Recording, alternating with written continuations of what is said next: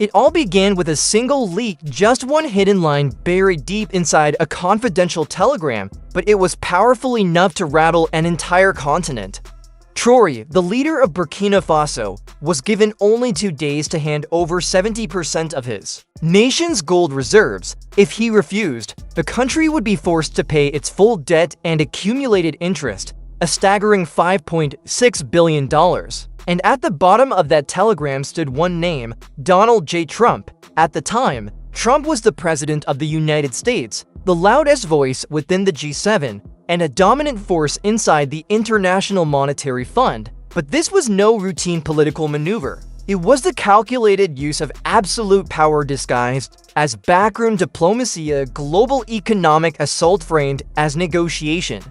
The ultimatum shocked not only Washington, but also neutral members of the G7 and the 19 nations tied to the IMF system. There were no talks, no compromises, just one cold demand. Either settle the debt or surrender half of Burkina Faso's newly mined gold. This wasn't diplomacy. It was a direct threat, aimed at the heart of Ouagadougou and the Burkina government.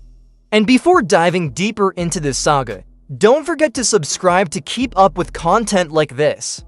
According to insiders, the classified message didn't appear randomly. It was hand-delivered by a highly trusted intermediary. Representing the G7 at that moment was Italian Prime Minister Giorgia Meloni, alongside Kristalina Georgieva, the Bulgarian-born managing director of the IMF. Early that morning, at exactly 6:30 a.m. on August 12, 2025, the cable landed on the desk of Captain Ibrahim Traoré. Its language was sharp and merciless. Allow corporations from the US, Canada, the UK, France, and Germany, under IMF backing, to seize 70% of Burkina Faso's gold exports immediately or pay $5.66 billion owed to G7 nations, including an IMF debt of $324 million SDR. The deadline, 48 hours. Refusal meant sanctions, resource blockades, and engineered internal unrest. This was extortion in its rawest form.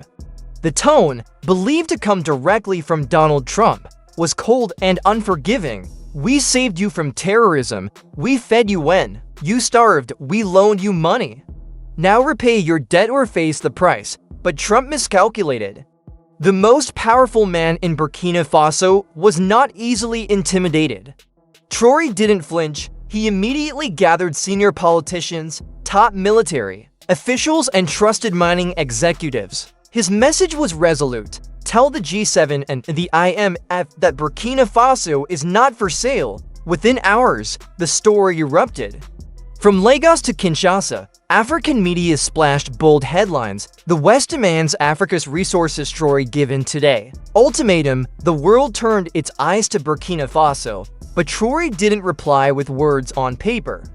He responded with strategy, defiance, and unwavering resolve. For months, a colossal secret lay buried beneath the sun-scorched plains of northern Burkina Faso. Not rumor, not speculation, but undeniable fact. A massive deposit of untouched mineral wealth had been confirmed by a covert geological task force assembled by Captain Ibrahim Traoré soon after seizing power. The findings were encrypted with North Korean cyber technology, sealed tight intel. The first drill struck Earth, but once it did, the West noticed. American and French satellites orbiting the Sahel picked up strange activity on the ground. Within 48 hours, US intelligence traced unusual energy signals, intercepted shipments of drilling equipment from Iran and Venezuela, and then spotted the unmistakable glimmer of gold on their systems. By then, Burkina Faso had already reclaimed control of its mines, forcing out Western contractors tied to the G7 and replacing them with its own national military. Revenue that once flowed freely into Paris was redirected into a domestic sovereignty and development fund. The signal was clear: Burkina Faso's wealth would no longer be dictated by Wall Street, managed in Paris, or controlled by Washington.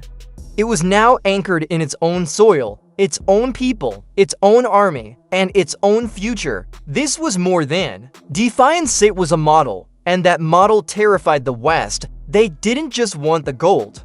They wanted to kill the very idea before another African nation dared to follow. Soon, calls flooded in from Western power brokers, each echoing the same fear. How do we stop this before it becomes another Libya except African-owned? Their solution was blunt: unleash Trump, use his raw force to break Traore into submission, but the man they targeted refused to bend. The cable that arrived in Ouagadougou carried no trace of diplomacy. It reeked of arrogance, the language of empire cloaked as economics. The G7 packaged it as a business plan, but it was extortion wrapped in ink. The so-called debt recovery strategy framework spelled it out plainly. 70% of Burkina Faso's gold production was to be handed to U.S. mining corporations and IMF-approved managers under the false label of gradual debt repayment. Control of gold export routes would shift to American-vetted intermediaries. An advisory board made up of U.S. officials would dictate mining contracts and revenue allocation. And in exchange, promises of military cooperation, technology transfers, and protection from regime change, a threat disguised in polite words. At the very top of the document, written in thick red ink, was a note: Traore has 48 hours. This was not diplomacy, it was imperialism for zero, brazen, shameless, and direct. Publicly, some IMF members pretended to be neutral, insisting Trump acted independently, but behind closed doors, no one stopped him. Because deep down, he was simply voicing what they had long believed: we don't care who rules Africa, as long as we control what's underneath it. Captain Traore understood the threat perfectly, and he had already chosen his answer. No foreign empire would dictate the future of his land. If this was a game of power, he would not play the pawn, he would rise as the player. When the ultimatum hit Burkina Faso's war room, Traore didn't panic. He read the message twice, calmly set it aside, and stood tall before his commanders. His words were cold and cutting, so this is how they collect a debt poison dressed. In his suit and tie, he did not stall. He did not hesitate. He lit the spark of resistance. They wanted 70% of his nation's future. He promised them 100% of its defiance. Without calling the G7 or the IMF, he called upon the commander of the Special Sovereignty Force, a covert unit built precisely for moments like this. Orders were swift and unflinching: secure every oil field, every resource, every lifeline. Burkina Faso had just declared its line in the sand. Double security was ordered for every gold convoy. All data lines to foreign contractors were cut, and preparations began for a national broadcast. By midday, the entire country was glued to their screens. The transmission cut to black. Then, slowly, a live feed appeared. No studio lights, no dramatic backdrops, just Captain Traore in uniform. One hand gripped the Burkina flag, the other held a folder marked Burkina Faso, 48 hours to repay debt. His voice was steady, his eyes unflinching. To the people of Burkina Faso, and to our brothers and sisters across Africa, what they demand is not just debt payments, nor even 70% of our gold. What they seek is our fear. He paused, silence weighed heavy, then his words cut like steel: to Mr. Trump and his backers, you underestimate us. We are not Libya, we are not Iraq, we are not your playground. We will never surrender our land to pay debts you created. We will never bow to your weapons or your banks. You gave us today's. Here is our reply. You now have days to take your greed, your threats, and your arrogance off African soil. With that, Traore stood, saluted, and walked away. No negotiations, no retreat, no surrender. Across Africa, from Dakar to Dar es Salaam, the speech sparked a wave of celebration. But behind the cheers, a storm was building. Inside oil company boardrooms and intelligence war rooms, panic spread like wildfire. At ExxonMobil, emergency calls were fired off to Washington.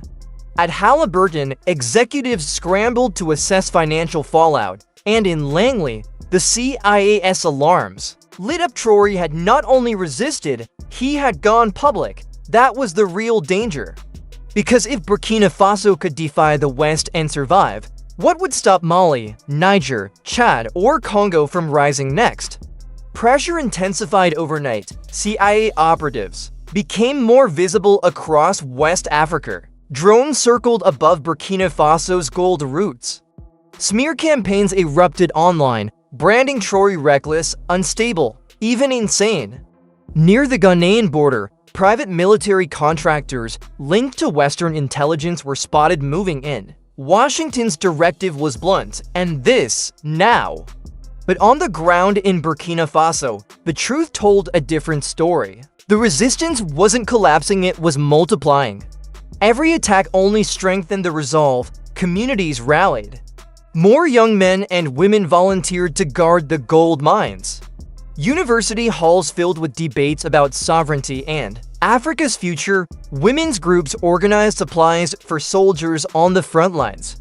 Every CNN or Fox News broadcast framing Traore as a madman was met with laughter and viral memes. Young people reposted clips with one cutting line: "If they hate him this much, he must be doing something right." Traore himself saw it clearly. The enemy was not only Trump, it was the entire structure: the banks, the oil giants, the G7, the IMF, and the colonial powers that had drained Africa for centuries.